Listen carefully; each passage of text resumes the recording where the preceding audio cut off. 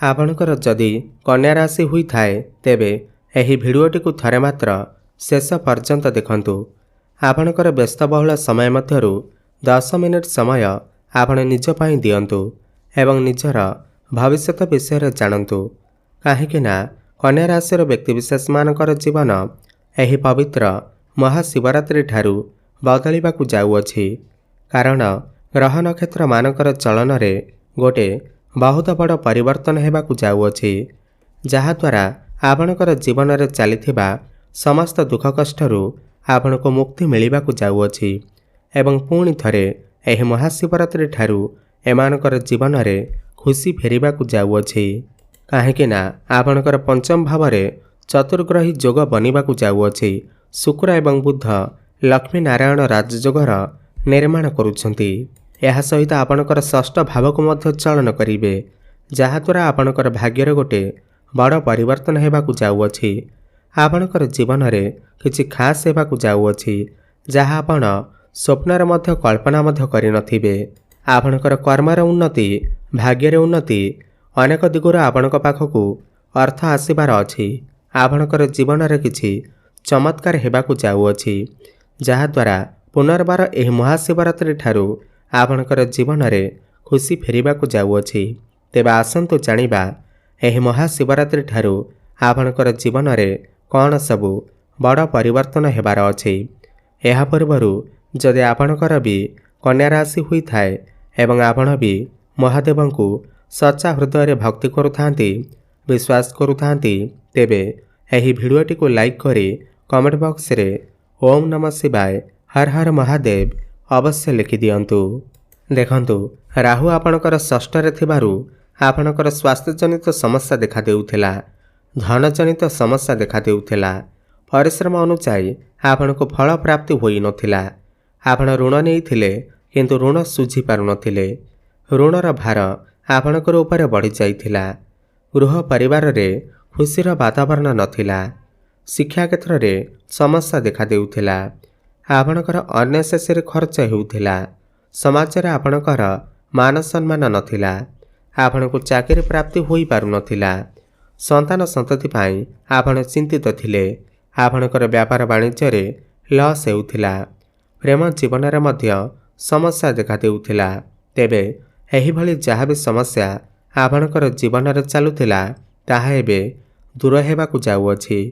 एही महाशिवरात्रि ठारू आपणकर जीवन रे पुणी थरे खुशी फेरिबाकु जाउअछि। आपणकर जीवन रे नूतन सूर्य उदय हेबाकु जाउअछि। देखंतु आपणकर पंचम भावरे लक्ष्मी नारायण राजयोगर निर्माण हेबा पई जाउअछि। सबुठारे बड़ कथा एहा अटे कि जेउ नूतन दंपति माने दीर्घ दिन धरी संतान सुखर वंचित थिले, संतानर कामना करुथिले, सेमानकु एही महाशिवरात्रि परे संतान सुख अवश्य प्राप्ति हेबा। आगु नूतन गर्भ धारण करिबा पाई महाशिवरात्रि परर समय आपणक पाई उत्तम रहिबा। जो पिलामानकर विवाह बयस होई जाइछि एही महाशिवरात्रि परे सेमानकर घरकु विवाह प्रस्ताव मान आसीपारे एवं विवाह मध्य फाइनाल होई पारे। अनेक दिगरु आर्थिक लाभ मध्य आपणको मिली पारे। जेहेतु लक्ष्मी जोग बनुअछि तो अनेक दिगरु आपणक पाखकु अर्थ मध्य आसीबा। प्रेम जीवन रे आपणको सफलता प्राप्ति हेबा। पूर्वर लागि रहितबा समस्त समस्यारू आपणको मुक्ति मिलिबा। जो मानकर कथावार्ता बंद हो जाइथिला, ब्रेकअप हो जाइथिला, सेमानकर पुणी थरे कथावार्ता होई पारे। प्याचअप हेबार मध्य संभावना बनुअछि।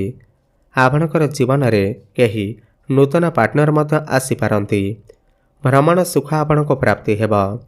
शिक्षा क्षेत्र रे आपण बहुत अधिक उन्नति प्रगति करिवे। किछि ना किछि बड़ परिवर्तन अवश्य घटिबा।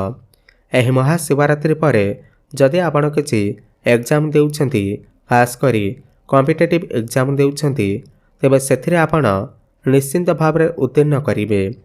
एही महाशिवरात्रि परे आपणकर मनपसंदर कॉलेज रे एडमिशन होई पारे। आपण कोनोसी नूतन स्थान रे कोचिंग किमा एडमिशन नेई पारंती।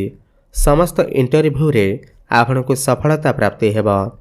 आपण जदि किछि कंपिटिशन रे भाग नेउछंती, क्रीडा रे भाग नेउछंती, तेबे सेथिरे आपणको निश्चिंत भावरे शुभफल प्राप्ति हेबा। ଆପଣ ଯଦି ପୂର୍ବରୁ ଋଣ କରଜର ମାୟାଜାଲରେ ଫସି ରହିଥିଲେ ତ ଏହି ମହାଶିବରାତ୍ରି ପରେ ସମସ୍ତ ଋଣ କରଜରୁ ଆପଣଙ୍କୁ ମୁକ୍ତି ମିଳିବ। ସମସ୍ତ ଶତ୍ରୁମାନଙ୍କଠାରୁ ଆପଣଙ୍କୁ ମୁକ୍ତି ମିଳିବ। ଗୁରୁ ଆପଣଙ୍କର ଦଶମରେ ଥିବାରୁ କର୍ମକ୍ଷେତ୍ରରେ ଉନ୍ନତି ପ୍ରଗତି କରିବେ। ପ୍ରମୋସନର ଯୋଗ ବନିବ। ଯେଉଁମାନେ ବେରୋଜଗାର ଅଛନ୍ତି, ଯେଉଁମାନଙ୍କ ପାଖରେ କୌଣସି ବି ଚାକିରି ବାକିରି ନାହିଁ, ଏହି ମହାଶିବରାତ୍ରି ପରେ ସେମାନଙ୍କୁ ନୂତନ କର୍ମପ୍ରାପ୍ତି ହୋଇପାରେ। ନୂତନ ଚାକିରି ମିଳିପାରେ। ପ୍ରମୋସନ ହୋଇପାରେ। କୌଣସି MNC କମ୍ପାନୀରୁ ଜବ୍ ଅଫର୍ ମଧ୍ୟ ଆସିପାରେ। କର୍ମକ୍ଷେତ୍ରରେ ଆପଣଙ୍କୁ ସମ୍ମାନିତ କରାଯାଇପାରେ। ଆପଣଙ୍କର ଚାକିରିରେ ଟ୍ରାନ୍ସଫର ହୋଇପାରେ। ସମ୍ମାନିତ କରାଯିବା ସହିତ ଆପଣଙ୍କର ସମାଜରେ ଲୋକପ୍ରିୟତା ମଧ୍ୟ ଆପଣଙ୍କର ବଢ଼ିବ। ଆପଣଙ୍କ ପାଖକୁ ନୂଆ ନୂଆ କାମ ଆସିବ। ଆପଣ ଆପଣଙ୍କର କାମକାର୍ଯ୍ୟକୁ ନେଇ ବିଦେଶ ଯାତ୍ରା କରିପାରନ୍ତି। କୌଣସି ମିଟିଂ ମଧ୍ୟ ଆଟେଣ୍ଡ କରିପାରନ୍ତି। ଏହି ମହାଶିବରାତ୍ରି ପରେ ଆପଣ କିଛି ଭୂମି, ପ୍ରପର୍ଟି, ଜମି, ନୂତନ ଯାନବାହନ କ୍ରୟ କରିପାରନ୍ତି। ମାଆଙ୍କର ସ୍ୱାସ୍ଥ୍ୟରେ ଯଦି କିଛି ସମସ୍ୟା ଥିଲା ତାହା ମଧ୍ୟ ଦୂର ହୋଇଯିବ। ପୈତୃକ ସମ୍ପତ୍ତିରୁ ଆପଣଙ୍କୁ ଲାଭ ପ୍ରାପ୍ତି ହେବ। ଭାଗ୍ୟରେ ଉନ୍ନତି ଘଟିବ। ଭାଗ୍ୟର ସାଥ ମିଳୁଥିବାରୁ ଆପଣ ଯେଉଁ ବି କାମରେ ହାତ ଦେବେ ସେଥିରେ ଆପଣଙ୍କୁ ସଫଳତା ପ୍ରାପ୍ତି ହେବ। ଅଟକି ରହିଥିବା ସମସ୍ତ କାର୍ଯ୍ୟରୁ ଆପଣଙ୍କୁ ଶୁଭଫଳ ପ୍ରାପ୍ତି ହେବ। ଆପଣଙ୍କର ଗୃହରେ କିଛି ଶୁଭ ମାଙ୍ଗଳିକ କାର୍ଯ୍ୟର ଆୟୋଜନ ହୋଇପାରେ। ଆପଣ କୌଣସି ଧାର୍ମିକ ସ୍ଥାନକୁ ବା ଦୂର ସ୍ଥାନକୁ ଯାତ୍ରା କରିପାରନ୍ତି। ପୁରୁଣା ପ୍ରପର୍ଟିରୁ ଆପଣଙ୍କୁ ଲାଭ ମଧ୍ୟ ପ୍ରାପ୍ତି ହୋଇପାରେ। ଏହି ମହାଶିବରାତ୍ରି ପରେ ଆପଣଙ୍କ ପାଖକୁ ଅନେକ ଦିଗରୁ ଅର୍ଥ ଆସିବ। ଆପଣ ନିଜେ ଦେଖିବେ ଆପଣଙ୍କର ଆୟରେ ବୃଦ୍ଧି ଦେଖିବାକୁ ମିଳିବ।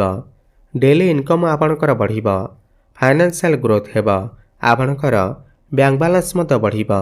ଯେଉଁ ବ୍ୟକ୍ତିବିଶେଷମାନେ ବ୍ୟାପାର ବାଣିଜ୍ୟ କରୁଛନ୍ତି ସେମାନଙ୍କୁ ସେମାନଙ୍କର ବ୍ୟାପାର ବାଣିଜ୍ୟରେ ଉନ୍ନତି ପ୍ରଗତି ପ୍ରାପ୍ତି ହେବ।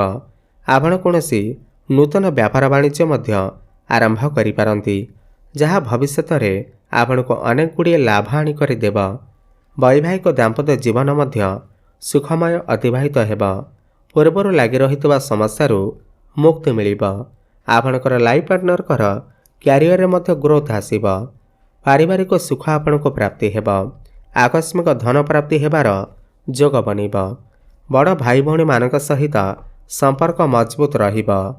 ଯେଉଁମାନେ ବିଦେଶ ଯିବାକୁ ଚାହୁଁଥିଲେ କିମ୍ବା ବିଦେଶରେ ରହି କୌଣସି କାମ କାର୍ଯ୍ୟ କରୁଛନ୍ତି ସେମାନଙ୍କୁ ଅନେକ ଶୁଭଫଳ ପ୍ରାପ୍ତି ହେବ। ଯେଉଁମାନେ କନଷ୍ଟ୍ରକ୍ସନର କାମ କରୁଛନ୍ତି, ବ୍ୟାପାର ବାଣିଜ୍ୟ କରୁଛନ୍ତି, ଫାଇନାନ୍ସ କ୍ଷେତ୍ରରେ ଅଛନ୍ତି, ଟ୍ରାଭେଲ୍ ଆଣ୍ଡ ଟୁର୍ର କାମ କରୁଛନ୍ତି, IT ସେକ୍ଟରରେ ଅଛନ୍ତି, ଟେକ୍ନିକାଲ ଫିଲ୍ଡରେ ଅଛନ୍ତି, ସେମାନଙ୍କୁ ଅନେକ ଶୁଭଫଳ ପ୍ରାପ୍ତି ହେବ।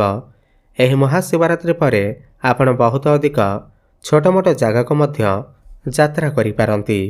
ପୂର୍ବରୁ ଲାଗି ରହିଥିବା ସମସ୍ତ ସ୍ୱାସ୍ଥ୍ୟଗତ ସମସ୍ୟାରୁ ଆପଣଙ୍କୁ ମୁକ୍ତି ମିଳିବ। ଦୀର୍ଘଦିନ ଧରି ଆପଣଙ୍କର ମନରେ ଯେଉଁ ଇଚ୍ଛା ଅଭିଳାଷ ମନସ୍କାମନା ଥିଲା ତାହା ଏହି ମହାଶିବରାତ୍ରି ପରେ ପୂର୍ଣ୍ଣ ହେବାକୁ ଯାଉଅଛି। ଆପଣଙ୍କୁ ସମସ୍ତ ମାନସିକ ଚିନ୍ତାରୁ ମୁକ୍ତି ମିଳିବ। କୋର୍ଟ କଚେରୀରେ ଯଦି ଆପଣଙ୍କର କିଛି ମାମଲା ଚାଲିଥିଲା ତ ରାୟ ଆପଣଙ୍କ ସପକ୍ଷରେ ଯାଇପାରେ। ଆପଣ କୌଣସି ଗୁପ୍ତ ବିଦ୍ୟା ଅଧ୍ୟୟନ କରିପାରନ୍ତି। ଯେଉଁମାନେ ସାଇଣ୍ଟିଷ୍ଟ ଅଛନ୍ତି, ରିସର୍ଚ୍ଚ କ୍ଷେତ୍ରରେ ଅଛନ୍ତି, ସେମାନଙ୍କୁ ଅନେକ ଶୁଭଫଳ ପ୍ରାପ୍ତି ହେବ। ଯେଉଁମାନେ ଅନଲାଇନ୍ କ୍ଷେତ୍ରରେ କାମ କରୁଛନ୍ତି, ଡିଜିଟାଲ ମାର୍କେଟିଂର କାମ କରୁଛନ୍ତି, ସେମାନଙ୍କୁ ମଧ୍ୟ ଅନେକ ଶୁଭଫଳ ପ୍ରାପ୍ତି ହେବ। ତ ଅଧିକ ଶୁଭଫଳ ପ୍ରାପ୍ତି କରିବା ପାଇଁ ଆପଣ ପ୍ରତ୍ୟେକ ଦିନ ପ୍ରଭୁ ଗଣେଶଙ୍କର ଆରାଧନା କରନ୍ତୁ। ବୁଧଙ୍କର ବୀଜମନ୍ତ୍ରର ଜପ ଅବଶ୍ୟ କରନ୍ତୁ। ଓମ୍ ବ୍ରାଂ ବ୍ରିଂ ବ୍ରୋଂ ସହ ବୁଦ୍ଧାୟ ନମଃ। ପ୍ରତ୍ୟେକ ବୁଧବାର ଦିନ ଗୋମାତାଙ୍କୁ ସବୁଜ ଚାରା ଖାଇବାକୁ ଦିଅନ୍ତୁ ଏବଂ ସନ୍ଧ୍ୟାରେ ହନୁମାନ ଚାଳିଶାର ପାଠ କରନ୍ତୁ ଏବଂ ପ୍ରତ୍ୟେକ ଦିନ ପ୍ରାତଃ ସମୟରେ ସୂର୍ଯ୍ୟଙ୍କୁ ଜଳାର୍ଘ୍ୟ ଅର୍ପଣ କରନ୍ତୁ। ଶୁଭଫଳ ପ୍ରାପ୍ତି ହେବା ସହିତ ଆପଣଙ୍କର ଭାଗ୍ୟରେ ଉନ୍ନତି ଆସିବ। ଧନ୍ୟବାଦ।